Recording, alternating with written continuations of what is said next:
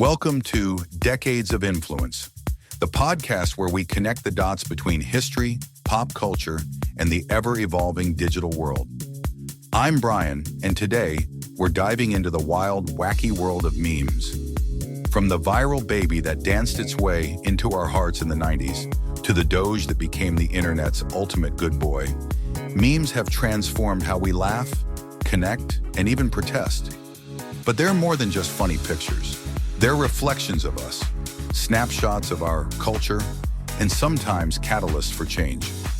In this episode, we'll explore the fascinating origins of memes, their surprising role in politics and activism, and how they've evolved from silly jokes to global cultural phenomena. We'll even ponder the future of memes in a world shaped by AI and VR. So grab your phone, scroll through your favorite meme page, and let's decode the internet's funniest phenomenon. What's it all mean, anyway? Let's find out. All right, ready to dive deep.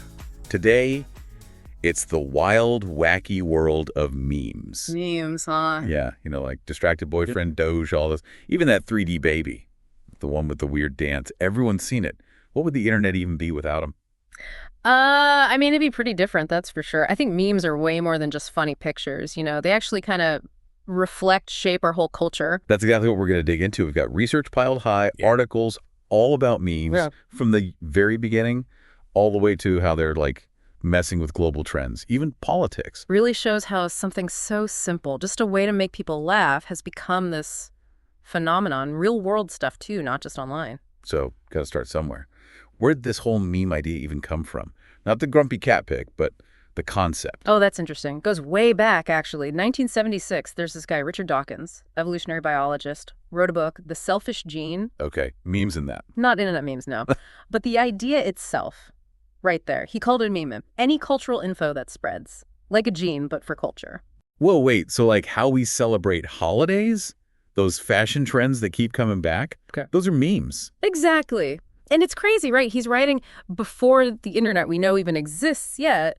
It predicts how these things spread online. Mind blown. Okay, so memes are cultural copiers. How do we get from that to, actual grumpy cats online?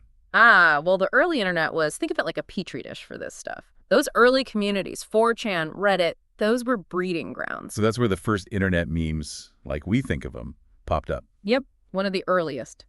Dancing baby, that 3D baby, you know the one. Yeah. Doing that, whatever that is. Went viral in 96 before most social media. I kind of remember it, but I was a kid. It's crazy how much the internet's changed. But going viral, that's still the same. Right. And here's one from totally left field. All your base are belong to us. From a Japanese video game, the translation was bad. Early 2000s, huge meme. Plastered everywhere online. Just a nonsensical phrase, but that's what the internet loved. Shows you it didn't take marketing or influencers. Just a weird thing people found funny. It was organic. Showed how much internet humor loves the unexpected. It wasn't just the phrase, it was being in on the joke.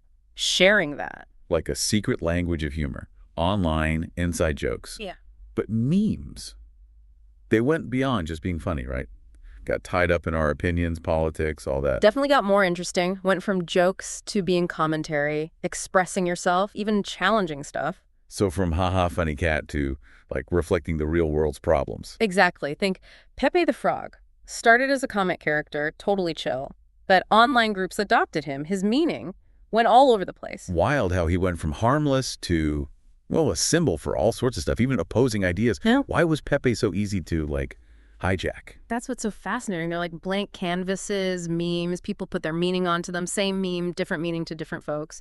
Pepe became a mirror, I think, showing how online groups are split up, how easily symbols change meaning. So they're not frozen in time, memes. They evolve with us. Speaking of which, OK Boomer captured a whole social fight in just those words. Totally. Became the way younger people pushed back against, older viewpoints. Not just disagreeing, but showing how different their world is, Like shorthand for, you just don't get it. Internet kids versus everyone else. Exactly. And that's what makes those memes so interesting.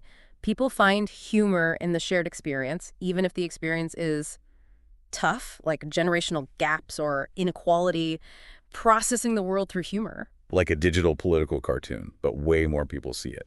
So how did these things that started in small corners of the internet How they go mainstream. Social media, of course. Facebook, Twitter, Instagram, they gave memes a huge audience. Suddenly, everyone's sharing. Perfect bite-sized content for phones, right? Yeah. Easy to make, share, and instantly you get it. Didn't stay just text, though, did it? Oh, no. Image macro format blew up. Simple image, text on top. Think success kid, distracted boyfriend, tons more. Gave people a template, you know? Could adapt it to their joke. Still huge today. Like a shared humor language. Each meme's a building block. That's cool. So we've got them spreading out, changing format. Yeah. What about money? Can you actually make money off memes? No, that's where it gets interesting. Those meme accounts, humor's a business now. You mean those accounts that just post memes all day? Yep. They get millions of followers, and that means ad money, sponsorships, even selling merch. People make a living finding funny memes. Never thought of it like that. Wild how online humor's a career now. We need a whole deep dive on the meme economy. That's another story. It really is. But let's shift gears a bit. Memes in politics. That's a whole other beast. Because they're everywhere in politics now, not just cats and relatable stuff anymore. Definitely not. They shape how we talk about politics now. Early example. Obama's Hope poster, 2008 campaign. That was like a viral meme before we called him that. Everywhere, shirts, stickers, even tattoos.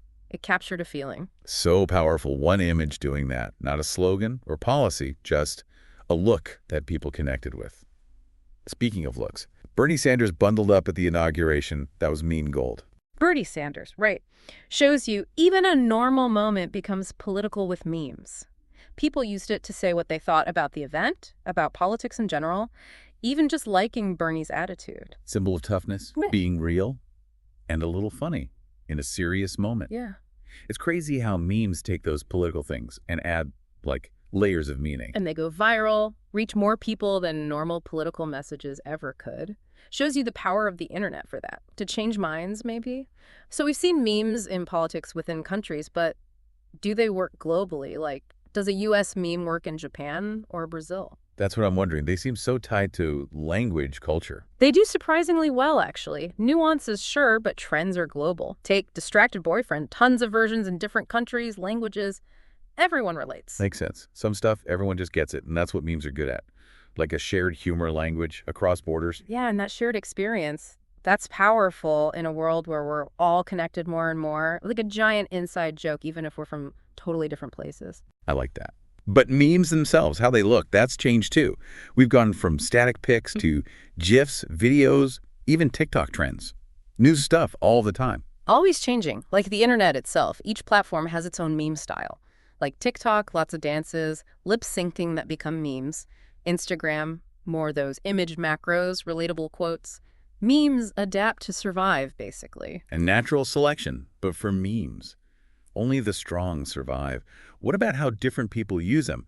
Millennials versus Gen Z, they both grew up online, but differently. Generational stuff makes it even more complex. They reference different things, or humor's different, even how they use the internet is different. What makes one group laugh might not even make sense to the other. So what does each group find funny? Seems like every generation's got its own meme language. They do. Like millennials, they might like nostalgic memes. Arthur's Fist, Bad Luck Brian, stuff from their childhood. Gen Z, more into absurdity, irony. Doge, woman yelling at a cat. Yeah, I'm feeling old now.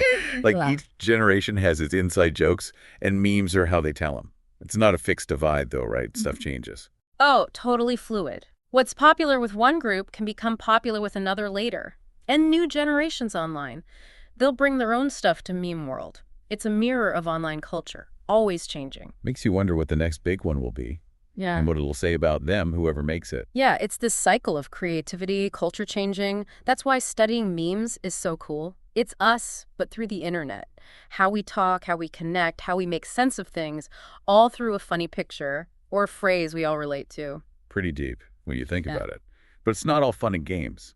Memes can be serious too, right? Absolutely. They're tools for social change, activism now, raise awareness, get people moving, spread messages fast. So more than just laughs. Way more. Look at Arab Spring, Black Lives Matter, climate change stuff. Arab Spring. Memes got info out about protests, shared stories, even mock the governments. They let people connect, organize when normal media couldn't. Wow, a simple meme doing that.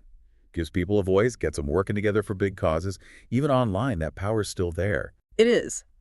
But they don't remember the bad side, too. Like any communication, memes can be misused. What do you mean? Spreading lies, harassment, bad stereotypes. 2016 election in the U.S. Memes were used for fake news, to make people fight. And online bullying, hate speech, that uses memes all the time. That's the scary part. Yeah. Being an honest online makes people do stuff they wouldn't in person, and memes go viral so fast. Gotta be aware of that. Be careful what we believe online and call out bad stuff when we see it. And remember, there's a person behind each meme, someone who can be hurt. Actions online are real-world actions, memes too. You got it. Big responsibility comes with that power, especially online. So we've seen how memes started, how they affect us, the bad side too. What about the people in those memes, the ones who become famous because of them? Yeah. Grumpy Cat, Doge, Bad Luck Brian. They're meme celebrities. What's Grumpy Cat's story anyway? Real name was Tartar Sauce, that grumpy look, feline dwarfism, but she made a lot of people happy online, even looking like that. Icon, right? Merch, commercials, even a movie. From regular cat to, like, internet royalty. Shows you anyone can become famous online. Then there's Doge, Shiba Inu with those Comic Sans captions. He's like the wholesome, happy side of memes. Love Doge. Those captions. Always in broken English, but so joyful, excited.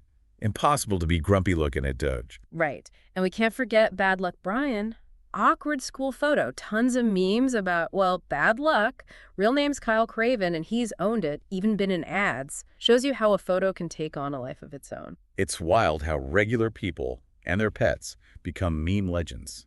Shows you how weird internet fame is. But also, behind the meme, there's a real person with their own story. Makes it more human, more complex. Speaking of real people, how have brands tried to use memes? Does that even work? Because we've all seen those cringy attempts. Companies trying to make their own viral memes. It's a mixed bag, for sure. Some brands do it well, connect with younger folks. Wendy's, for example, they're good on Twitter. Funny, sassy, and they get memes. It's like they get how to be funny and real online, build a connection with people. Exactly. Duolingo, the language app, their owl, Duo. He's a meme now, all about the struggles of learning. They're good at it, make stuff that's relatable and funny for their audience. But some are just bad. Well, What makes those fail so hard? they try too hard to be cool and it just seems fake. Or worse, offensive. Forced memes never work. It's like they don't get that you can't just make a meme happen. Yeah. Got to be relatable, funny, genuine. Right. Got to be careful, respectful, understand the culture, the humor, the people you're talking to, and laugh at yourself a little. Otherwise, it just backfires.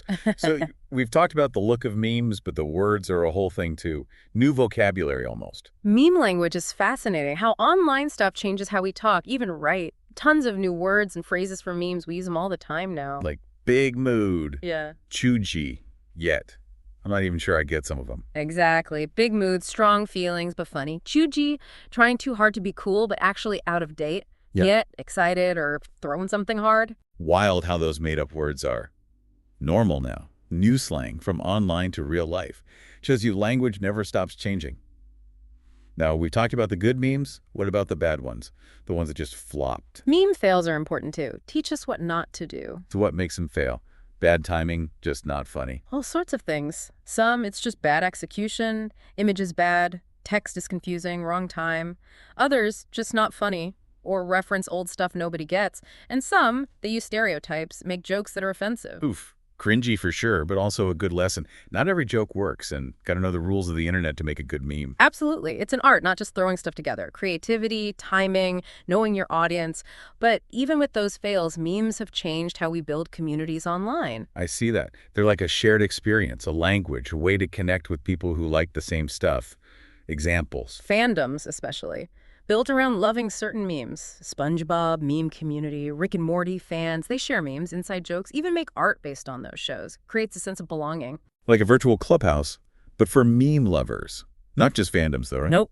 Hobbies, jobs, life stuff, only teachers will understand, memes about being a new parent, all that. Creates understanding, makes people feel like they're not alone. Support group, but funny. It's kind of sweet that silly pics and phrases do that for people. It's that human need to connect, and humor helps. We all want to belong, and memes, they help you find your people online. So cultural impact, check. But now I'm curious, how does some go viral? Is there a secret formula for meme success? No secret formula, but some things help. Humor, obviously, but also being relatable, having that element of surprise. So more than just being funny. Way more. Memes about things we all feel, go through, even our insecurities, those hit harder. And surprise is big. Something unexpected, clever, makes you think, that grabs attention. But there's a more, like, science-y reason too. Algorithms. Played algorithms? Like math stuff? Yeah, the stuff that runs social media. They're designed to show you what you'll like.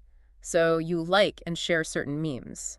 Algorithms like, okay, more of that. Popular stuff gets more popular. So like a self-fulfilling prophecy. The algorithm picks the winners. Kinda, yeah. It boosts those memes, gets them seen more. Shows you the internet isn't just neutral. What we see is shaped by those algorithms. Never thought of it like that. Uh, There's a whole system behind it, not just random memes floating around. Speaking of which, memes have gone beyond the internet, haven't they? Into movies, TV, all that. oh yeah, they're part of the culture now. Like, give me some examples. Shrek is a goldmine for memes. So many quotable lines, weird humor, and Breaking Bad gifs. People use those for everything, every emotion. It's like memes give pop culture a second life online. Fans connect through them, show their love for those shows, movies. It's like they're participating in that culture, making their own stuff from their passions. Pop culture has a long reach, you know. But we can't forget the mental health side of things. Memes. They can be helpful when things are tough. Like during the pandemic, everyone's stuck inside, anxious. Sharing those memes about lockdown, working from home, made people feel less alone, probably. Totally. We were all coping together and memes helped. Find humor, connect with others going through the same stuff. Even online, laughter and connection are important. Memes seem silly, but they can really affect how we feel.